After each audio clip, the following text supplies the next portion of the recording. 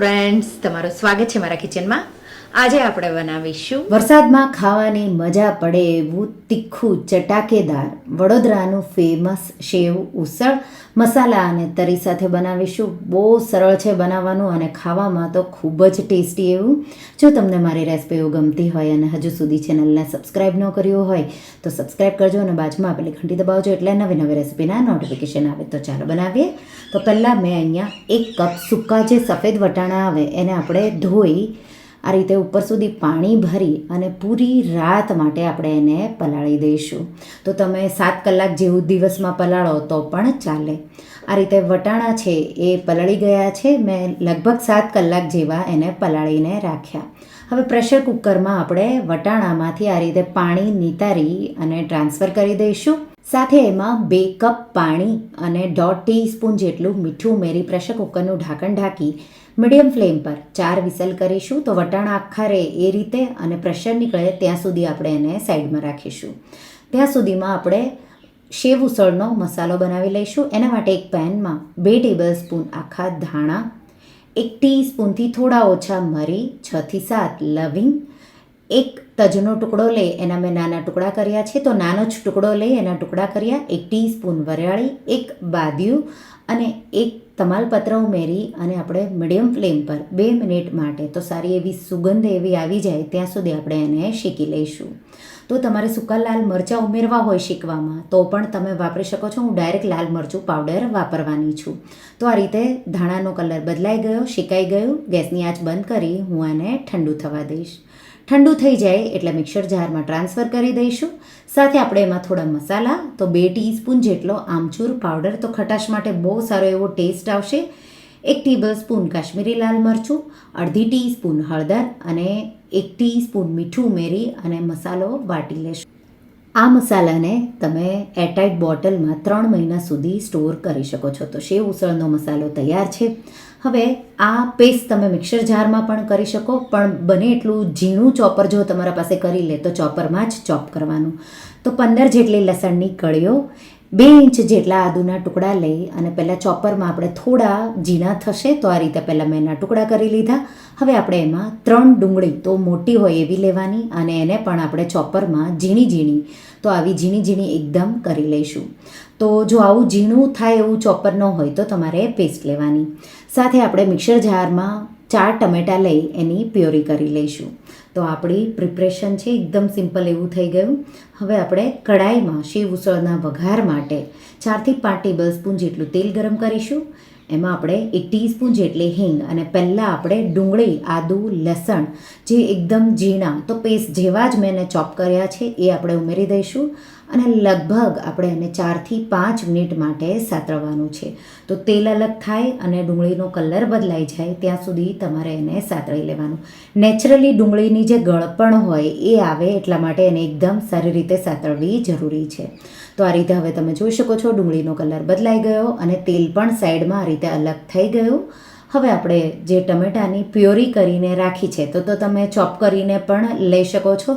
તો ટમેટાની પ્યોરી આપણે ઉમેરી દઈશું અને આપણે એને પણ મિક્સ કરી અને તેલ અલગ થાય ત્યાં સુધી આપણે ટમેટાની પેસ્ટને પણ સાતળવાની છે.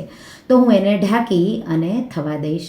તો લગભગ 3-1 મિનિટ જેવું તમે મીડિયમ ફ્લેમ પર થવા દેશો એટલે આ રીતે તેલ છે એ ટમેટામાંથી અલગ થઈ જશે અને એકદમ સારી એવી આપણી આ પેસ્ટ છે એ સતળાઈ ગઈ. તમે મીઠું અત્યારે પણ ઉમેરી શકો છો પણ હું લાસ્ટમાં જ ઉમેરીશ. હવે આ રીતે તમે ટમેટામાંથી તેલ અલગ થઈ જાય એટલે એક વાટકી લેશું અને એમાં આપણે 4 થી 5 ટેબલસ્પૂન જેટલી આ પેસ્ટ છે એ લઈ લઈશું. તો આ રીતે ડુંગળી ટમેટાં જ્યારે આપણે તરી બનાવીએ તો અલગથી ન સાતળવું પડે એટલે મેં સાથે જ સાતળી લીધું.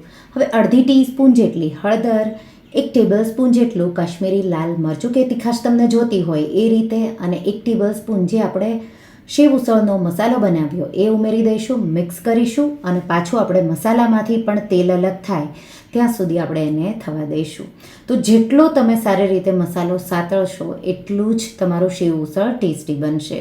વટાણા પણ આ રીતે સારી રીતે બફાઈ ગયા છે તો એકદમ સોફ્ટ એવા તો તમે જોઈ શકો છો આવા બફાવા જોઈએ.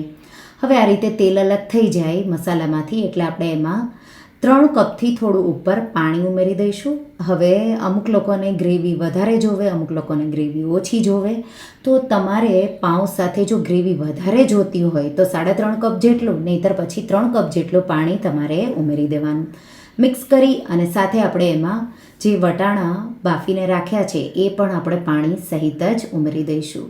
મિક્સ કરી અને આપણે એને થોડી વાર માટે ઉકળવા દઈશું. તો અહીંયા પાણી આપણે નોર્મલ ઉમેર્યું છે એટલે એને ઉકળતા 5-1 મિનિટ જેવું લાગશે. તો ત્યાં સુધીમાં મેં 4 ટેબલ સ્પૂન જેટલો બેસન અને એમાં આપણે 1/4 કપ જેટલું પાણી ઉમેરી અને એકદમ સ્મૂધ એવું થાય ત્યાં સુધી એને મિક્સ કરી સાઈડમાં મૂકીશું. અને હવે આ રીતે ગ્રેવી છે એ લગભગ 5-1 મિનિટ જેવું થશે એટલે ઉકળવા લાગશે. તો આપણે જે રસો છે એ ક્રીમી અને ઘટ્ટ થાય એટલા માટે આ રીતે ચણાના લોટની પેસ્ટ તમારે ઉમેરી દેવાની. તો આ રીતે થોડું ઉકળવા લાગે એટલે મેં પેસ્ટ ઉમેરી દીધી. મિક્સ કરીશું અને સાથે મીઠું તો મેં ગ્રેવીમાં નહોતું ઉમેર્યું, માત્ર વટાણા બાફ્યા એ રીતે. તો અત્યારે 2 ટીસ્પૂન જેટલું મેં મીઠું ઉમેરી દીધું પાણીના ભાગનું. ઢાંકી અને 6થી 7 મિનિટ જેવું આપણે એને થવા દેશું એટલે આ રીતે રસો છે એ જાડો થઈ જશે. તો હજી જેમ જેમ થોડું પડ્યું રહેશે એમ એમ રસો જાડો થશે એટલે એ રીતે તમારે બનાવવાનું. તો ટેસ્ટી એવું ઉસળ આપણું તૈયાર છે. હવે તરી માટે તો એકદમ ઇઝી એવી તરી હવે થઈ જશે. આપણે પહેલેથી થોડું સાતળીને રાખ્યું એટલે. તો પેનમાં 2 ટેબલ સ્પૂન જેટલું મેં તેલ ગરમ કર્યું અને જે ડુંગળી, ટમેટાં, આદુ, લસણની થોડી 4 ટેબલ સ્પૂન જેટલી પેસ્ટ કાઢી હતી એ મેં ઉમેરી. સાથે આપણે એમાં 1 ટેબલ સ્પૂન કાશ્મીરી લાલ મરચું, અડધી ટીસ્પૂનથી થોડું ઉપર મીઠું ઉમેરી દઈશું. મિક્સ કરી દઈશું અને તેલ અલગ થાય ત્યાં સુધી આપણે એને થવા દઈશું. સાથે આપણે 1 ટીસ્પૂન જેટલો સેવ ઉસળનો મસાલો જે બનાવ્યો એ પણ ઉમેરી દઈશું એટલે તરીનો ટેસ્ટ બહુ સારો એવો આવશે. હવે આ રીતે તેલ અલગ થઈ ગયું. તેલ અલગ થઈ જાય એટલે હવે તરી તમારે કેટલી જોવે છે તો 1/4 કપથી અડધો કપ વચ્ચે તમારે પાણી ઉમેરી દેવાનું. મિક્સ કરી દઈશું અને હવે આ રીતે તેલ અલગ થઈ જાય ત્યાં સુધી એને પણ સ્લો ફ્લેમ પર થવા દઈશું. તો આ રીતે સ્લો ફ્લેમ પર થવા દો એટલે તરી તમારી તૈયાર છે. ગેસની આંચ બંધ કરી દઈશું. તો આ રીતે તેલ સાઈડમાં અલગ થઈ ગયું. ગરમ ગરમ ઉસળને આપણે સર્વિંગ પ્લેટમાં કાઢીશું. ઉપર જે આપણે તરી બનાવી એ આ રીતે જેટલી તમને તીખું જોવે એ રીતે લાલ મરચું તમારે વાપરવાનું છે. તો તરી આ રીતે છાંટી દેશું. લીલી ડુંગળીના પાન તમે એના જગ્યાએ લીલા ધાણા પણ લઈ શકો છો. ઉપરથી સેવ ઉસળની સેવ, તો જે ગાંઠિયા જેવી સેવ આવે એ જ સેવ ઉસળ સાથે સર્વ થાય છે. સાથે તરી થોડી સાઈડમાં, સાથે થોડા ગાંઠિયા અને લાદી પાઉં. તો પાઉં સાથે પાઉંભાજીના જે પાઉં હોય એના સાથે તમારે એને સર્વ કરવાનું. તો ગરમ ગરમ આ વરસાદમાં તમને આ સેવ ઉસળ ખાવાની બહુ જ મજા પડશે અને બહુ સિમ્પલ એવું બનાવવાનું છે. જો તમે ક્યારેય ઘરે સેવ ઉસળ નો ટ્રાય કર્યું હોય તો એકવાર તમે આ ટિપ્સ અને ટ્રિક્સ સાથે બનાવશો તો બનાવવામાં તો બહુ જ સરળ છે પણ ખાવામાં એકદમ સ્વાદિષ્ટ, જેવું બરોડામાં મળે એવું જ તમારું બનશે. અને જો તમે બહાર ખાતા હોય તો તમે ઘરે જ બનાવશો એટલું ટેસ્ટી બનશે.